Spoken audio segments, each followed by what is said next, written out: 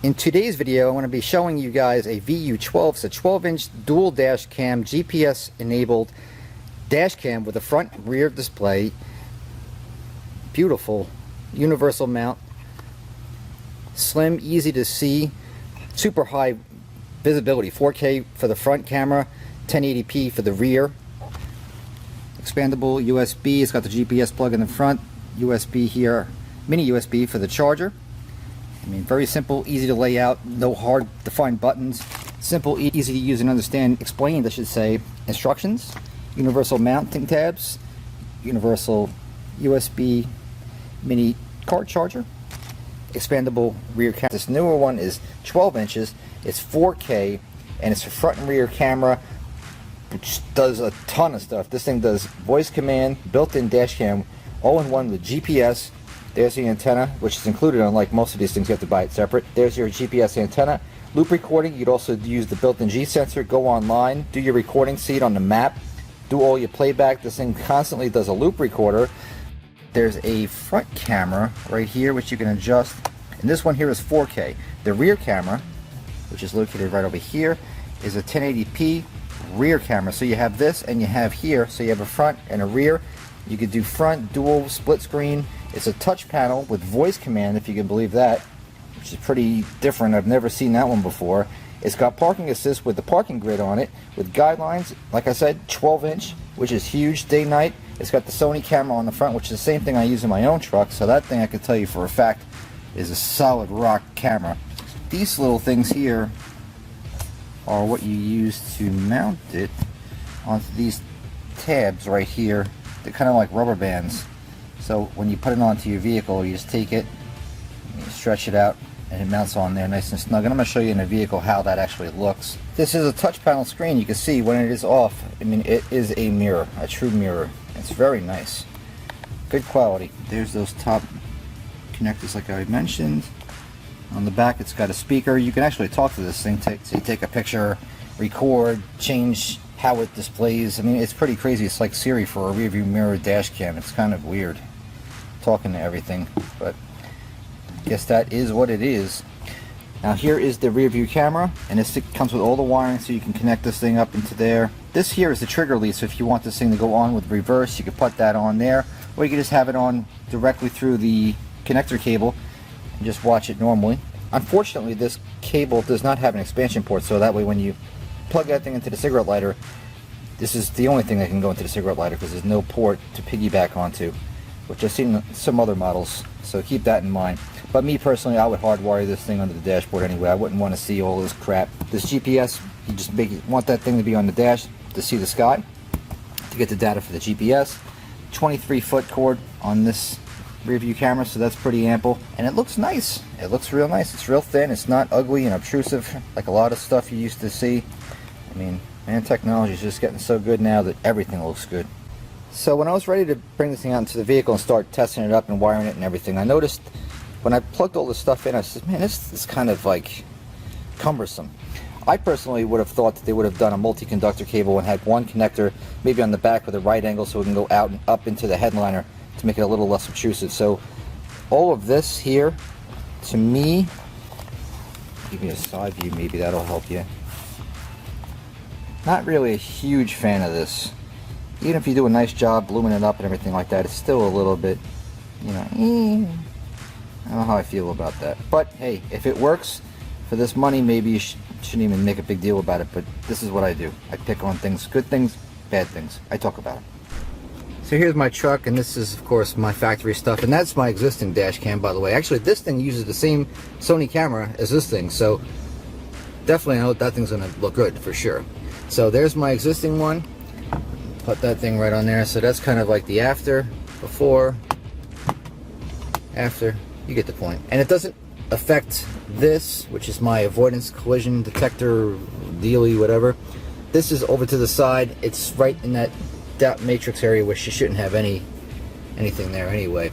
So that's where that's going to go. And if you look in that rear view mirror right there, that's where I'm going to put the rear view camera, because I have a stock rear view camera in this vehicle. So if I was going to actually install this and leave it in my vehicle, I would put it back there because I wash my bed, because I'm always driving around with tools and stuff in the back there.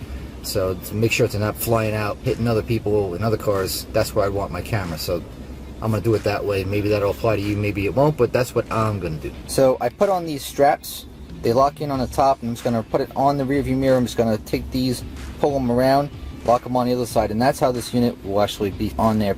So there it is, mounted on there. Let me tell you, this thing is tight as hell. This thing is not going anywhere. No shaking, no problems there. So if you're worried about that, you can stop worrying right now, because there's nothing there to worry about. Right here is where the mini SD card goes, so that's where you're going to record all your data. So your GPS, your G-sensor, GPS tracking, DVR, all that stuff, all goes on that card. So when you want to take it out and play it back, you can play it back on the screen, of course, I'm going to show you, but you can take the card out, bring it to your home PC, save it, download it, whatever you're going to do with it, but that's how that works. So there it is with those wires I was telling you about that I didn't like. I mean, if I was going to leave this thing in permanently, I would take a piece of wire loom and I would just we'll get a wire cover, and actually wouldn't look so bad.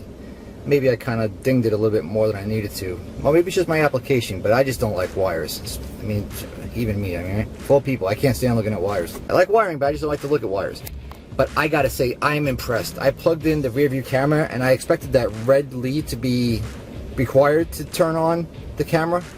Just worked automatically, so I'm loving that. I'm gonna guess that when you plug in the red wire to power, that it's gonna turn on the grid lines. But that looks nice. I can get used to this. A guy can definitely get used to this. So there's the back of my truck. I can see behind me is recording that. Plus I have my front camera, which is over here, doing the front. I am liking this thing so far. Really liking it.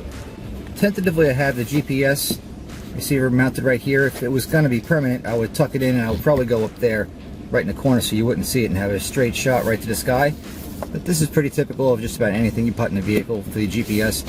And it gives you enough wire to get to about right there in the middle, which is where my factory LED is, and that's where I would typically put this thing in my own vehicle. But it gives you enough slack to do so.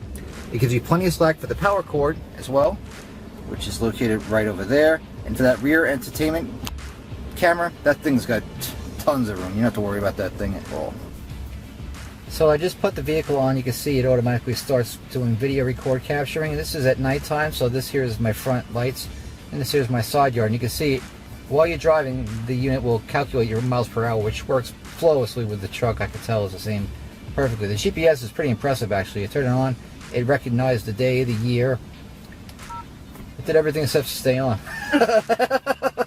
When it's on its main screen like this, it's showing full 12 inches of the front. Every time you swipe right, it's going to change the image. So you have your full 12 inch for your front view.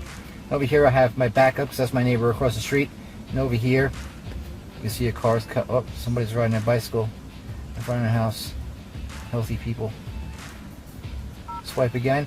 So there's the front and there's the rear. So you got two views. You got 6 inch here. You got 6 inches in the front, back. Pretty cool. I love that. So swiping out, you can see all here you have GPS. Tells you all the stuff that's going on. Here's your quick icons for like mute. There's a button here so you can say take a photo. What I'm gonna get into that in a second. For the voice prompts, take a picture. I wish that stayed there a little bit longer, by the way. Settings, lock it. Right now I want to go into settings. So I've already showed you what this thing looks like when you're driving it.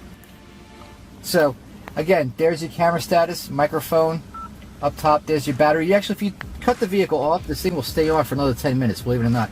So why is that useful? I'll tell you why. Because if you park your car, you go in to get some stuff at the store, and you come out and there's a big old door dent in your car, and you're pissed as hell. And you're like, what happened? Who hit my car? Just go on there, take out your card. You can play it back through the screen, but I would just bring it home, bring it through the computer, check it out, save it, and you can give it to the cops, and you can find out who the wrongdoer was. And that's pretty cool. That is actually a really nice feature. When I first saw that, I said, what the hell would you need a battery? But that actually makes a whole lot of sense to me. My Dashcam does something like that. Actually, my Dashcam picks up and catches my wife when she's taking out the trash in the morning and doing other kind of weird stuff. It picks up all kinds of things, birds, squirrels, and every other critter running around my neighborhood. But anyway, that's pretty much it. That's at nighttime, by the way. I mean, you've already seen the video in the daytime. This thing is stunningly beautiful. So I think this thing's pretty awesome. If you want to get yourself one of these devices, by the way, look below. I'm going to have a link to the store on Amazon, so this company can get you one in your hands. And I think it's a pretty good investment, because this thing used to be at least 50% more this time last year because I did a similar system, I recall, and it was over almost 300 bucks. For the price of this thing, man, it's hard to go wrong with something like this these days. For all it does a lot. You got the unit, the camera, the front, the rear, the DVR, the camera, the voice. Okay. It talks back to you. I mean, this thing does it all. So I hope you liked the video. If you liked it, give it a like. If you didn't like it, give it a like.